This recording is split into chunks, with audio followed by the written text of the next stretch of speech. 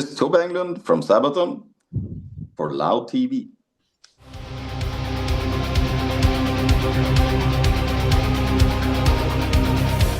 Hello guys, welcome on Loud TV, and now we have a special guest today with Thobbe from Sabaton. Yes, he's back for the 11th album of Sabaton called Legends. Welcome, Thobbe. Thank you very much, sir.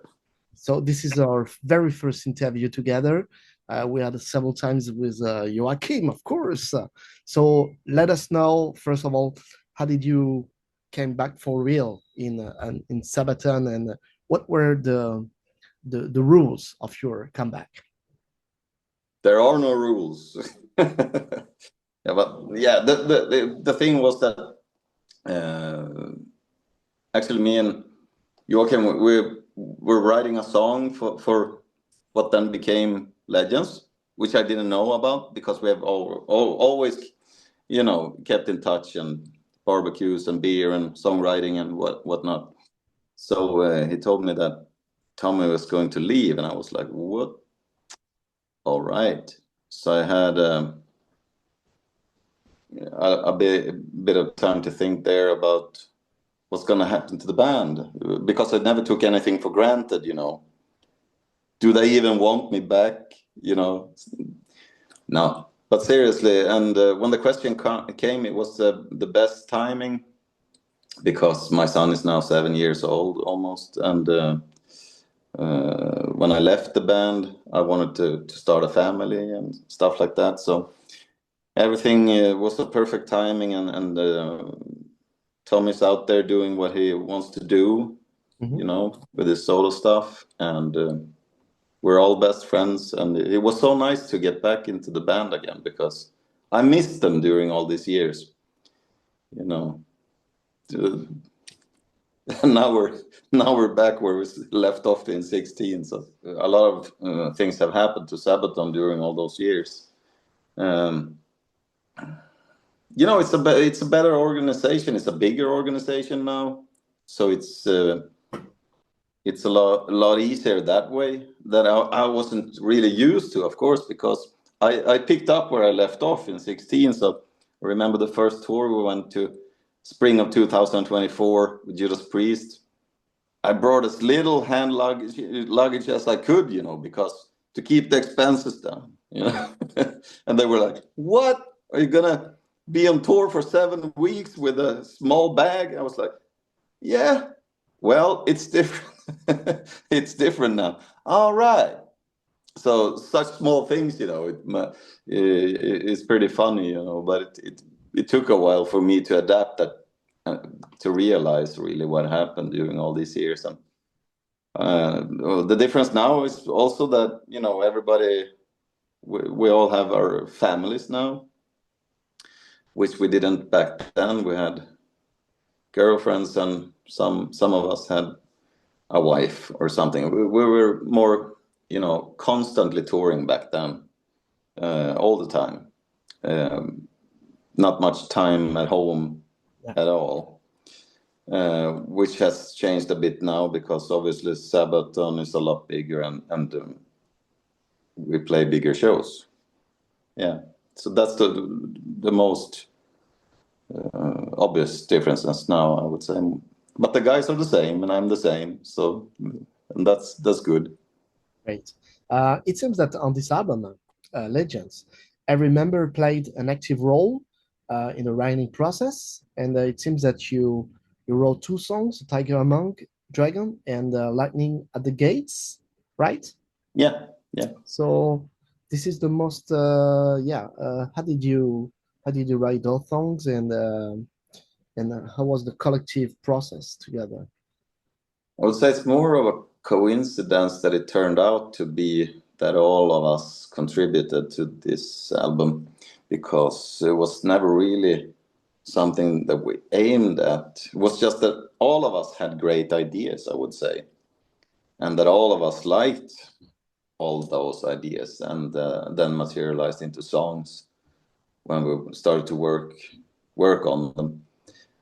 Funny fact is that me and Joachim wrote Lightning at the Gates. I think we started on that song in 2022. And once he was in town, he called me up and was like, "Want to have some beers and continue writing on this song?" Yeah, sure.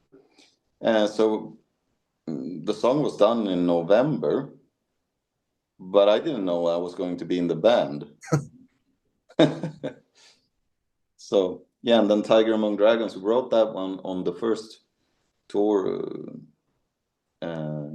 with Judas Priest. That song was written in a hotel room in Nashville. Yeah. So it means the songs they need sometimes, because sometimes there are songs written very short, and sometimes they need some time. Yeah. So Yeah. in this album, a lot of songs were written over the years, right? Yeah, I guess we're always working, always writing behind the scenes, If somebody has a good idea, that idea might, pop up on tour or whatever, but you record it and you save it somewhere so that when we have the time to sit down, you can bring it up and start to go through some ideas and stuff like that, which makes it to take time, of course, because it's sometimes, as you say, it can be a very spontaneous thing, and all of a sudden there you have a song. Yeah. But usually if we're not on tour, we are in the studio, or we have like a window of dedicated songwriting, and that's, I would say, when we knit together all the ideas. Where did you record the album? And did you record the album together? And any Yeah, any producer?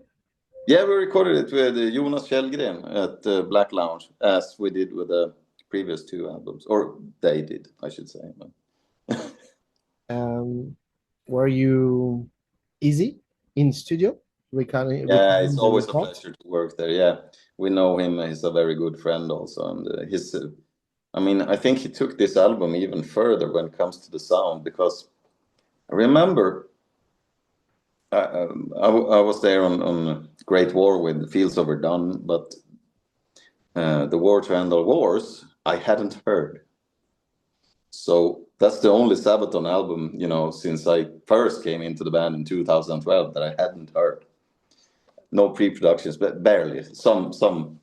I think I've heard two songs in the pre-production stage or something, and so it was a pleasure to sit down and listen to it. And then I remember I thought about the production. Wow, what a production! How is it possible to even step up from the Great War? And then I think he managed to outperform this once again with this album, because it's huge. It has this very wide feel to it and bombastic sound. Yeah, this is a challenge, I would say, because of course, especially on this album, it's like a concept album about legendary guys or legendary people, Mm. and it has to be symphonic. I would say martial. It's a martial Yeah, sound, you know, super large soundscape. It's yeah, cinematic yeah, almost. cinematic. Yeah, he did it. He did it. He's a wizard when it comes to that. Yeah. I would say the as it's a martial album, I would say it's about not only wars, but most of the time it's about characters. All the Mm. songs are about characters. I would say maybe the rhythms are maybe slower. Um, do you agree? There might be, we always start with the music when we write, and then we connect it to whatever you feel is like suitable for the song. So, and also there was, I would say, this subject of legends is different from when you open a fact history book from World War One or two, when you have everything well documented. When it comes to legends, if you go back 1,000 years or more, it becomes a bit harder to find facts. Yeah. So it's sometimes maybe better to write from the perspective of the person or something. Mhm. Mm. And for the very first time, because we talked about Napoleon with Joachim. He told me that his dreams was recording a full length album about Napoleon. Mm. There is a song about Napoleon. Finally, Yeah. do you know if, as he's a fan of Napoleon, is there something specific about this song? And because it's about French people. Of course, of course. Yeah, but we all felt that it was something special about this song. We all did. And then we asked people uh, around and friends, and everybody were like, yeah, it's something special with that song. And I'm looking forward to play it live because it's going to be a powerful song to play live. Okay, great. Of course, I think it's also the very first song about a pharaoh for Sabaton, and in French it's Saison 3. So in English it's Sinistret 3. Mm. And very few people know this character because the most pharaoh song for the most pharaohs are Tutankhamun or etc. But Yeah. it's a great leader, and of course it was maybe more than 2,000 years. And so how did you get the info about this pharaoh? Usually it's Per and Joachim who writes the lyrics. So I haven't really asked them where they got the info from. But But we yeah. know more and more things About, yeah, sure. Things are coming up all the time. That's the beauty of science, and that we keep on finding new stuff all the time. What's your best era in history? What do you prefer? I would say human history is pretty dark. So I don't know. I'm more interested in economic history and stuff like that personally. But I would say if I prefer any era to live in, I would say modern days, modern times, like Yeah. let's say the 70s or Ah, something. Yeah, a lot more yeah. peaceful in a way, at least for us here in the Western world. And you got the penicillin. I would have been dead, of course, you too, if we would have been living in the old days. Yeah. Or pests or Yeah, stuff like this. Yeah. yeah. So I Um, think we live in the best era of humanity. and there is also a song in Swedish, the Yeah, very last song about the Gustavus Adolphus, King of Sweden. And yeah, it's been years that Joachim didn't sing in Swedish, right? yeah. It's since 2012, Carolus Rex. I think it's great because I love when bands sing in other language. It could be, it's a different taste, I would say. And this is great.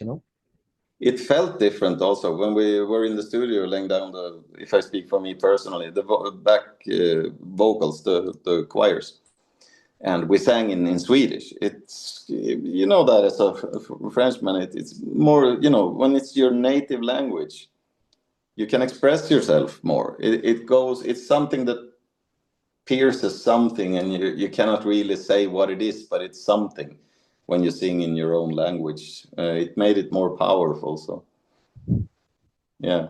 I had Michael from Dr. Cloutier few weeks ago in interview, and he said that he couldn't sing in Swedish because it's too for him at least too difficult in a death metal style, and because if he feels that his native language in metal is English, so he feel weird. But on the same time, we had the same video, Fernando from Moonspell, who used also to sing in Portuguese.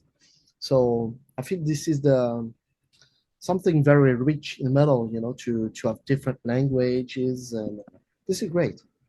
Yeah, I think so too. I think maybe more bands should try to sing in their own language, just one song here and there, and see what happens. Because I think there's something coming through that even though you don't understand everything, you understand that they are serious, on a different level.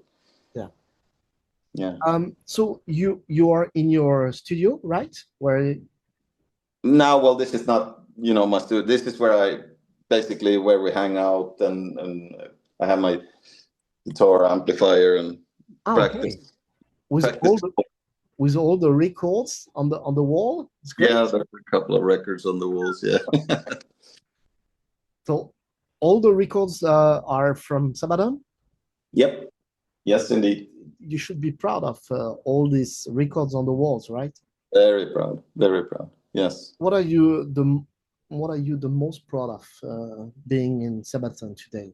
I'm very proud of being in a band like this. I mean, there's a lot of hard work behind it.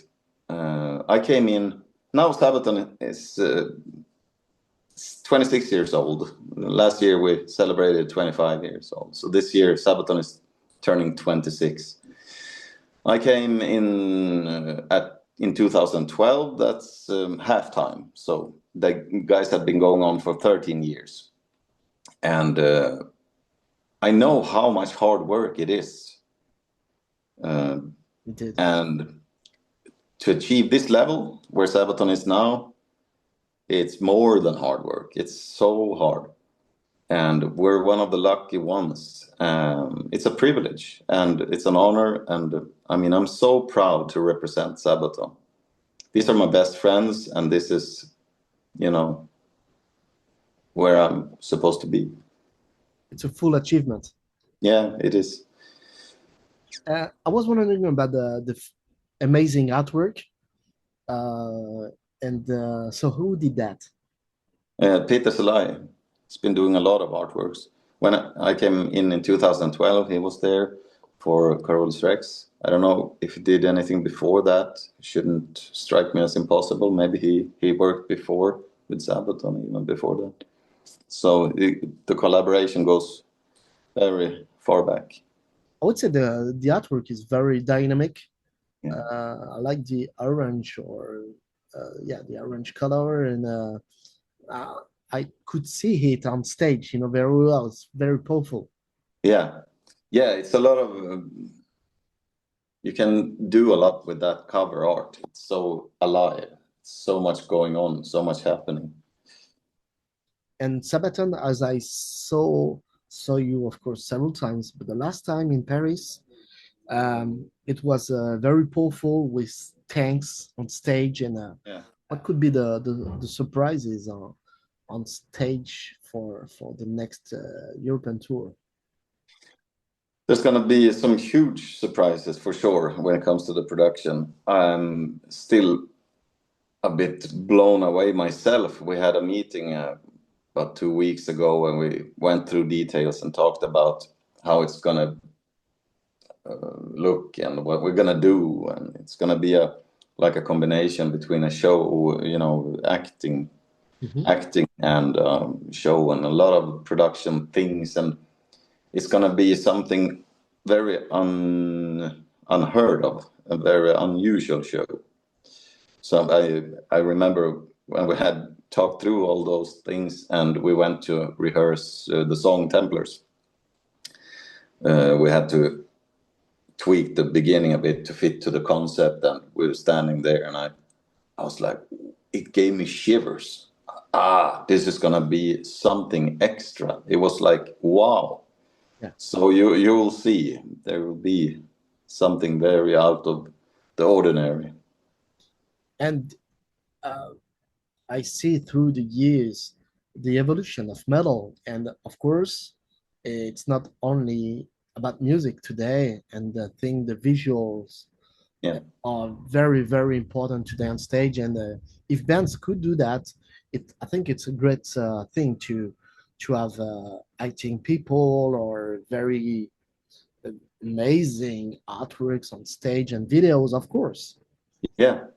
Yeah. I mean, if you use those 1.5 hours or that night, you have openers and whatnot, so you have like maybe 3-4 hours even to fill with stuff. You can be really you can work some magic if you decide to do some cool stuff for the crowd there. And I think this is what we managed to do on this upcoming tour now. We're gonna make the whole hall come to life. To life. Yeah. Yeah. And there are, of course, the shows will be, I mean, more than 2 hours, I suppose. Yeah. Of course, I was just. So Yeah. how do you or how will you prepare for such shows? And of course, now you have to concentrate only on your stuff as guitarist on stage, but how will you prepare for such amazing shows? Yeah, well, for this tour, it's not only about playing your instruments, it's also a bit of I can't go too much into revealing stuff, but it's going to be more than just playing your guitar and whatnot. So there's a lot to go through, and we're going to rehearse for 1 week, I think, before we start the tour. Yeah, together with all the people on the set, yeah, and the legendary orchestra and all that. As Malmsteen said, it's more and more. More is more. More is more. Yes. How can less be more? It's impossible. And of course, Tommy did a great job with Sabaton. Yeah. I saw him singing also at Hellfest. Yeah. Joachim lost his voice. I was on stage with them. It was super amazing. The way it's like a brothers in arms, you know. Yeah. You see, How, that's the magic with Sabaton. It's like that, you know. so how will you act or because I think Tommy did a really great job and yeah, A you super great job that night when Joachim lost his voice. I mean, both Chris and Tommy. Uh, I wouldn't be able to do that, you know. Tommy is one of the best singers in the world, according to me. I mean, wow. So yeah, I would do my best for sure, but it would be not Tommy, it would be me. could you sing all the songs on stage? I mean, I would. What a shock! Because from what I heard, it was like, what was it, 20 minutes before they went on stage. The Joachim said, "I can't sing. You guys have to sing." But they pulled it off. I Yeah, mean, it was that's amazing. amazing, I saw amazing, completely. I saw all the both shows and all both shows were really great. Yeah, Thank you. This is the end of our interview, and can't wait to see the Paris show. it's gonna be something extra.